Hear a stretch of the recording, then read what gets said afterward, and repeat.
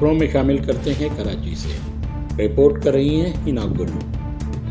Karachi UC8 Surjani town Peoples Party کے بلدیاتی chairman قادر بروہی کی صدارت میں علاقائی مسائل کے حل اور کم آمدنی والے افراد کی آمد پر بے نظیر انکم سپورٹ کے حوالے سے اجلاس کی صدارت چیئرمین قادر بروہی نے کی اور اہل علاقہ کے مسائل سنے اور مسائل کو جلد حل کرنے کے لیے UC8 کے عملے کو فوری مسائل کے تدارک کے لیے احکامات جاری کیے۔